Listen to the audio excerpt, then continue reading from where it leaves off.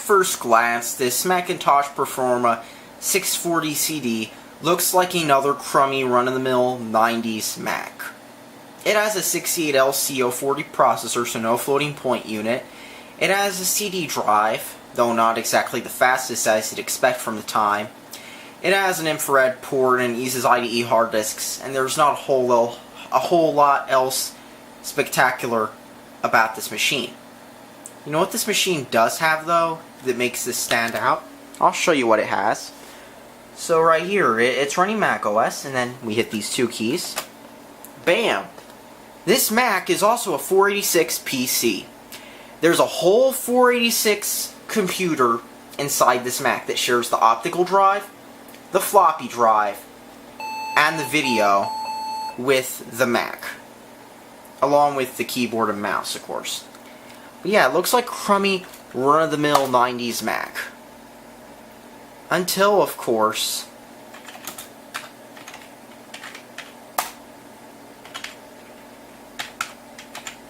I hate this keyboard.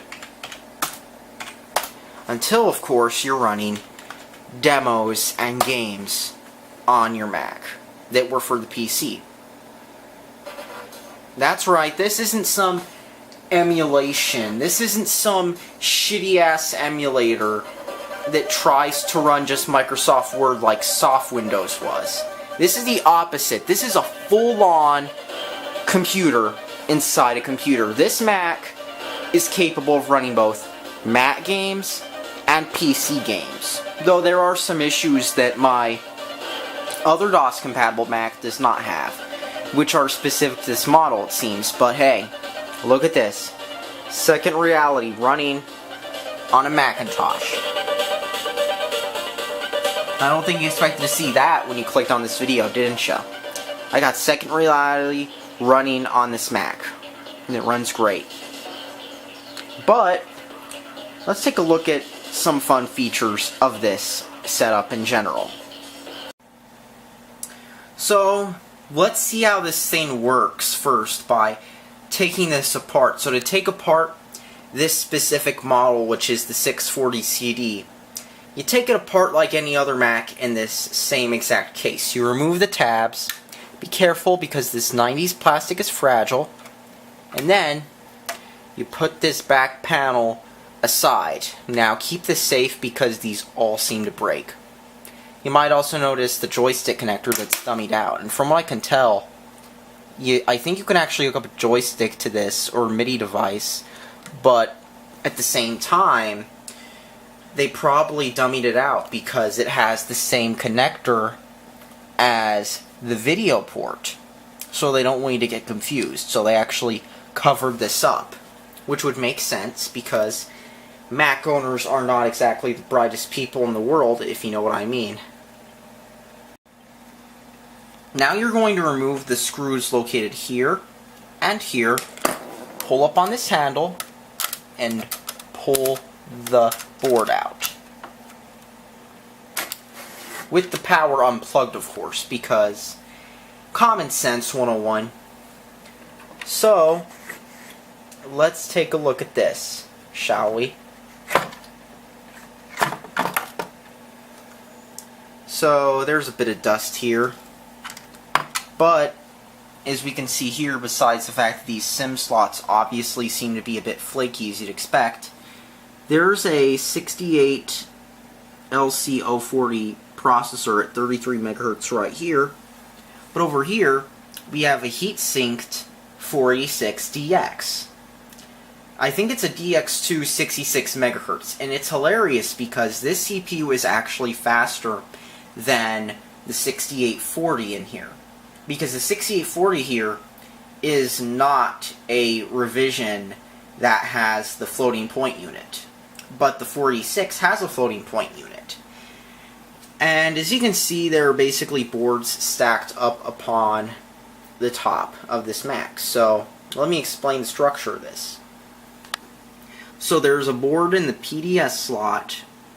There's the main board for the Mac card that plugs into the Mac motherboard, and that card, which is the PC, has a chipset, it looks like, the 46, and then right over there is a 6840 that was on top of it. And both CPUs share that same exact CPU socket. There's a few other chips here, like one that says music, and then there's a connector that goes here into that port, and then there's the one that goes into the PDS slot. The COM slot seems to be open, but there is very little clearance. Now, there's a reason these cables are hooked up in this manner, and that is because this actually changes the video output from the Mac motherboard to the PC board, all while sharing the same exact video output. Pretty clever, huh? Now I know I shouldn't be tearing apart my system too many times for a YouTube parlor trick video, but I should show you anyway. This is the sound part of the PC compatibility card. Vibra 16, and look at that. That's a real physical OPL3, along with the Vibra 16 chip as well. Who knew that you could find inside a Mac, of all things, a OPL3 based sound blaster? I mean, you didn't expect that, didn't you? You didn't expect a discrete OPL3 inside a goddamn Mac, of all things. But they really went all out with this DOS compatibility card by putting an OPL3 and a sound blaster and a video chipset and a 486 inside a Mac. And there's even a SIM slot. So there's 2 SIM slots on the motherboard, and then there's a 3rd SIM slot on the Mac board for the compatibility card. So there's 2 on the main board, a 3rd one for the PC side, just the PC side. So this thing is loaded with RAM for a board that's just there for running PC programs. So they really went all out in this design. But there are a few places they screwed up in the software side, so let's put this back together and I'll show you what I mean. But yeah, it's funny. It's funny that you see all these PC parts here, and then right over there is the 6840, and right there is the CUDA reset switch. Now that is something you didn't expect to see in a Mac or PC, did ya? Gotta love this. So turning on and using this Mac is just like any other Mac. You hit the power key on the keyboard, you wait for the hard drive to spin up, you pray you don't get the chimes of death, you stare at that LED, which is actually reliable unlike on some of the newer Macs, and then you wait for the Happy Mac to show up and for the Mac to boot into Mac OS. I've got 761 on here, but whatever version you got installed. Preferably System 7 if you have a DOS compatible Mac though. Trust me on this one. It doesn't like OS 8 or newer. So once the Mac is up and going, it's basically the same as every other Mac with the same specs. It's got 761. You can run your Mac games on here like Marathon. It's got an LCO40 at 33 MHz and 40 megs of RAM. Basically it's same old, same old. You can do everything you can on a Mac. But down here in the control strip we've got PC setup. And basically this is where it gets interesting. Now think of the DOS compatibility mode like a mix between a KVM, Virtual PC or VMware, and the PS3's old backwards compatibility where they had the whole PS2 chipset on the board. So the hard drive is a file on Untitled 4. If you don't have HFS Plus, by the way, make multiple partitions. You'll save space that way. So I've got this hard disk partition file on this partition. There's no drive for D, but you can actually create a new drive file, but it has to be a gig. It can't be greater than a gig, probably because of limitations. You can actually have the serial port be the system serial port, or it can be a text file, kind of like these emulators. VGA and SIM are grayed out because VGA only applies if you have a Mac where the video output is to a different monitor for the DOS card and not the same one, but as I showed you, the video output on this Mac is rerouted through that port on the back. There's a SIM, so as you can see here, it says SIM RAM, and I don't have to share RAM with the PC card. Sharing drives, you can choose drives to share. PC sound auto enable, switching hotkey command enter or command return. Basically, it's like alt enter on a PC, and it lets you switch. That's basically the hotkey that you use to switch into the emulator, and if it's shut down, it'll switch into the PC mode. Well, actually it's not an emulator, but it might as well feel like one, but a newer emulator and not some 90s piece of shit emulator that can't emulate anything. So, and fade screens just fades the screens when you switch, so you can tell peasants who bought a PC, I'm so much cooler than you. I own a Macintosh. I've got that sick rainbow logo because I'm cool and I own a Macintosh. Go away, peasant. I own a Mac. I'm so cool. I'm so cool, guys. I own a Mac. I'm not a peasant. I'm not a peasant who uses a PC. I use a Mac. But I still have to run Microsoft Office. And I have to run my PC games. Shit! Oh well, I guess I'll spend more money on a DOS-compatible Mac then. DOS-compatible. DOS freaking compatible. I better spend more money on that so I can run the peasant software I have to run. So yeah, start PC.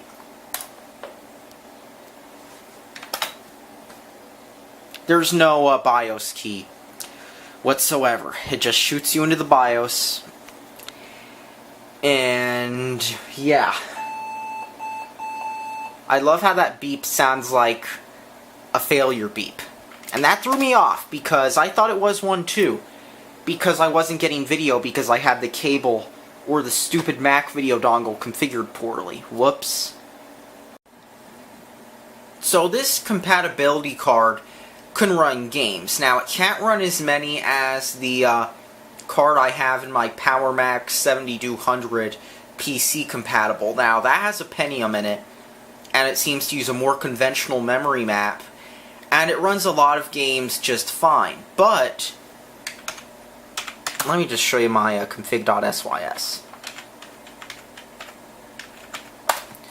So my config.sys, there's all these weird RAM layouts, as you can see, because of the weird RAM setup of this system. And this means that a lot of things seem to have issues. So let me show you one that works. Like Doom 2. Doom 2 works on this computer. And as you can see, it's loading.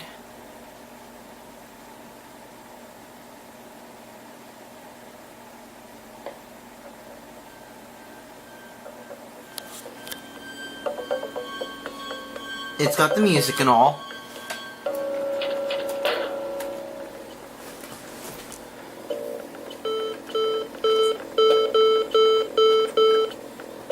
Trying to turn the volume up.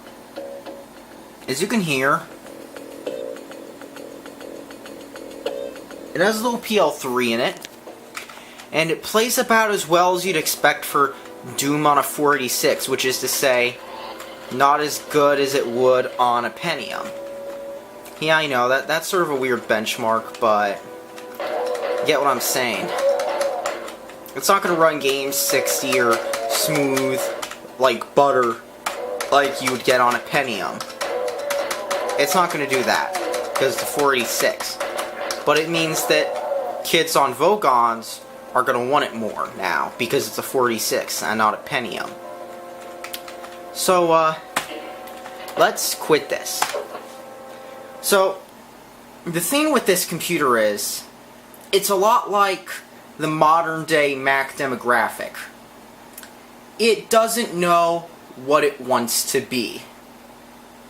It doesn't know if this Mac doesn't know if it wants to be a PC or a Mac. So on the Mac side, you've got an okay-ish Mac, like nothing too fancy, like a Quadra, like one of the high-end ones. This isn't that Mac. I mean, this has an LCO40 in it as well. But this also isn't exactly the best PC, and I say that because, let's try running Blood.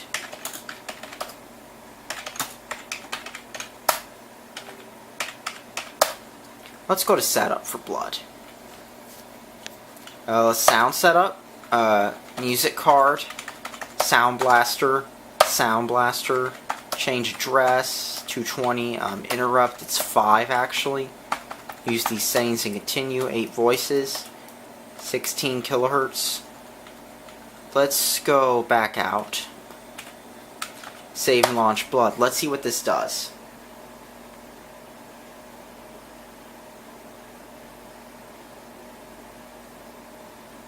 Initializing sound system. And it locks. It locks up. Num lock's frozen. Caps lock, nothing. Scroll lock, nothing. So let's hit restart PC. Let's see what it does here. Restart PC.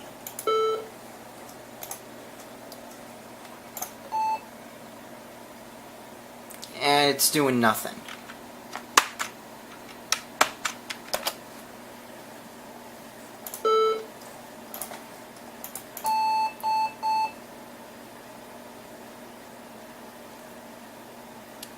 And I'm getting a beep code, it seems.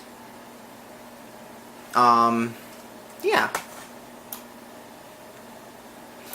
Let's take a look.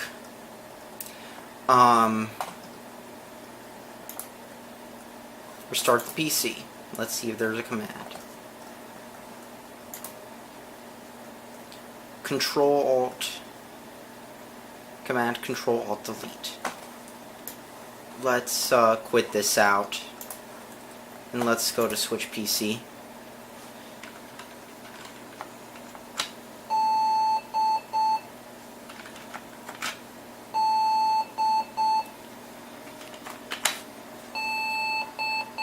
So we're getting the whole video not initializing beep. Well, that's fun.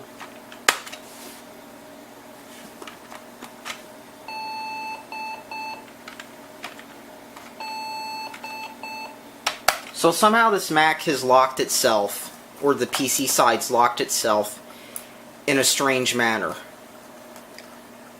So I gotta restart the Mac to get it out of this. Now, isn't that fun? Like I said, this Mac doesn't know what it wants to be. It wants to be a PC, but it wants to be a Mac.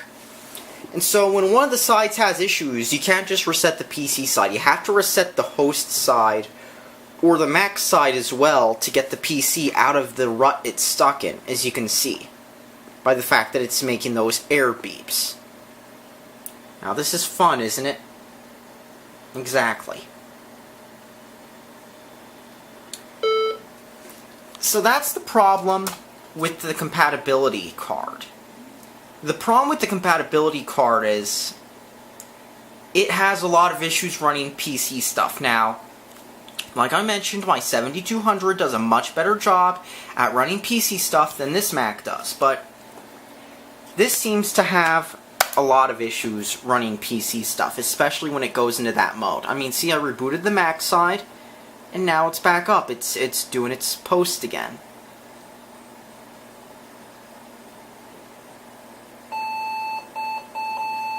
See how I got the error beep confused with that? Exactly. Anyhow, let's talk about this in the end. So in the end, this Mac was a good idea for 1994. But the problem, or 95 actually, because that's when this Mac was made. But the problem is, even though Amigas, Suns, and these Macs had PC compatibility cards, the problem was Windows and stuff was already getting better and whatnot. Cheap PCs were getting cheaper and better, and these Macs were just expensive. And you had to spend more money to get a PC compatibility card. And in the end, not only did PCs replace all three computers essentially, but Macs are now just rebranded PCs. I mean, there were two things that made these PC compatibility cards obsolete. First, there was Virtual PC, which was a PC emulator. It wasn't as good for gaming as this method was, but it was cheaper, and it ran stuff like Word just fine. Then the second thing that killed off these cards was when Macs became PCs with Mac logos.